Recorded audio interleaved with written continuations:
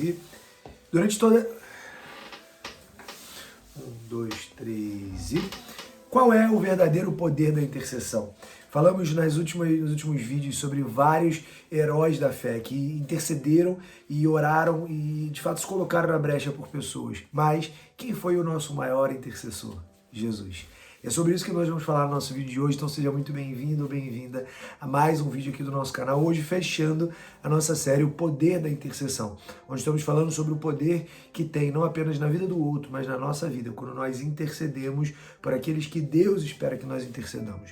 Legal? Então, vamos para a palavra de Deus, sem mais delongas. Se você não é inscrito no nosso canal, já clica aí no sininho, não esquece. E vamos lá, Isaías capítulo 53, versículo 4. Hoje a gente vai ler bastante a palavra de Deus. Isaías 53, 4, assim diz a palavra de Deus. Certamente ele tomou sobre si as nossas enfermidades e carregou as nossas dores, e nós o considerávamos castigado por Deus atingido e afligido. Mas ele foi traspassado por causa das nossas transgressões e esmagado por causa das nossas iniquidades. O castigo que nos trouxe a paz estava sobre ele, e pelas suas feridas fomos curados. Todos nós andávamos desagarrados como ovelhas. Cada um se desviava pelo seu caminho, mas o Senhor fez cair sobre ele a iniquidade de todos nós. Então, a primeira coisa que nós podemos aprender aqui hoje é que Jesus carregou o maior peso por nós. Jesus foi o maior intercessor da história. Ele intercedeu por nós, pelo nosso pecado, pelo nosso passado, pelas nossas transgressões, pelas nossas inclinações pecaminosas. Ele intercedeu por nós, entregou sua vida por nós. Foi o maior sacrifício que a gente viu em toda a história da humanidade. E foi o maior plano de redenção que Deus pôde fazer, para que, através da entrega do teu Filho unigênito, todos aqueles que nele crescem hoje não perecessem. E é isso que acontece nas nossas vidas, quando nós cremos e recebemos a intercessão de Cristo.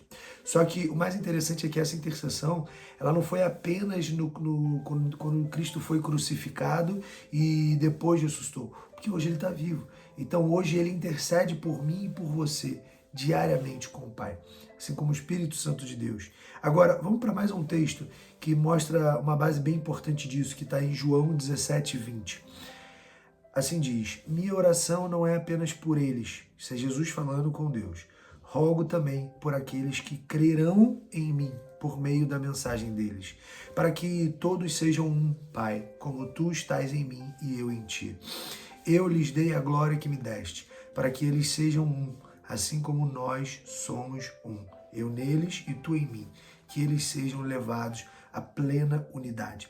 O que Jesus está nos ensinando aqui? Que ele está orando, conversando com Deus e intercedendo por nós, todos aqueles que no futuro creriam nele. Então, Jesus fez essa oração quando ele estava no meio dos seus 3 anos e meio de ministério. E ele intercedeu por nós naquele momento, mesmo que seja uma intercessão futura. E até hoje ele segue intercedendo por nós. Então, o maior intercessor sempre foi e sempre será Jesus. Jesus é o nosso maior intercessor. Por isso que nós temos que aprender com ele, com o coração que ele teve e principalmente com as atitudes que ele teve. Mas vamos para um terceiro texto, que eu acho que é muito importante para essa base. Hebreus 7, versículo 24. Jesus, porque vive para sempre, tem um sacerdócio permanente.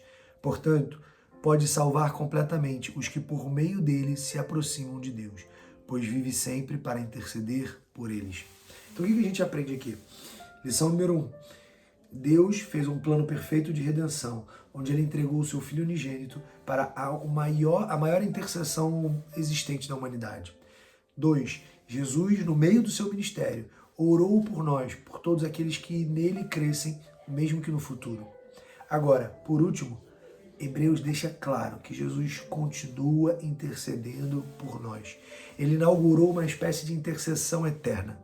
Ele começou intercedendo quando se entregou, durante o ministério dele, quando ele orou, depois quando ele se entregou na cruz do Calvário, mesmo sendo doloroso para a carne e para a alma dele, e até hoje ele continua intercedendo por nós, à destra do Pai.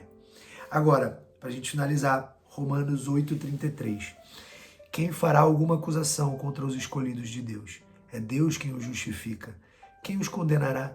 Foi Cristo Jesus que morreu e, mais do que isso, ressuscitou e está à direita de Deus, intercedendo por nós.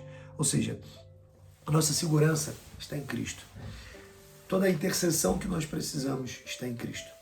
É bom que outras pessoas intercedam por você, é claro, mas se você buscar a intercessão de Cristo na tua vida, essa intercessão, ela já é amplamente suficiente para te preencher, para te proteger, para que nenhum acusador chegue até você, sem que você seja defendido por Cristo à destra do Pai. Então, é com esse coração de Cristo que nós devemos nos espelhar, para que nós tenhamos pelo menos um percentual do coração que Cristo teve e tem, para que nós possamos interceder pelos nossos irmãos, talvez, às vezes, até mesmo ser capaz de entregar a vida, dependendo da situação. Eu, por exemplo, entregaria minha vida pelos meus filhos, eu entregaria minha vida pela minha esposa.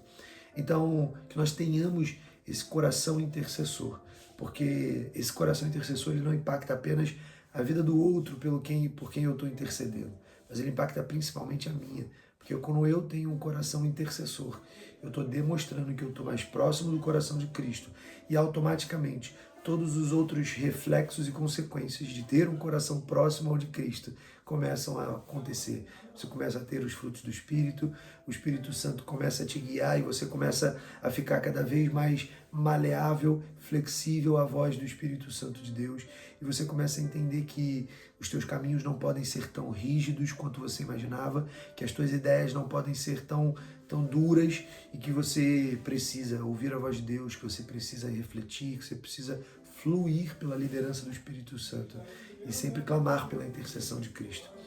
Essa é a mensagem final que eu quero deixar dessa série. Clame pela intercessão de Cristo e busque ter o coração intercessor de Cristo.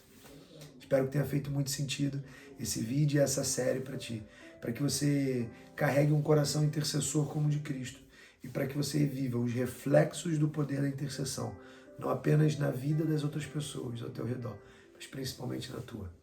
Amém? Feche seus olhos, vamos orar. Pai, em nome de Jesus, muito obrigado, meu Deus, por essa palavra. Muito obrigado, Pai, pela tua presença, pela tua graça. Muito obrigado pela intercessão de Cristo. Obrigado, Jesus, pela tua intercessão quando tu se entregou por nós naquela cruz do Calvário, quando o Senhor orou por nós, pelo Pai, durante o ministério, e quando o Senhor intercede por nós até hoje, à destra do Pai. Obrigado, Jesus. Não somos merecedores, mas a tua intercessão nos sustenta, nos liberta e nos eleva, Pai, para um outro nível de maturidade e de entendimento. Obrigado por nos libertar e hoje sermos livres para te servir, para te honrar, para te glorificar. Em nome de Jesus, muito obrigado, meu Deus.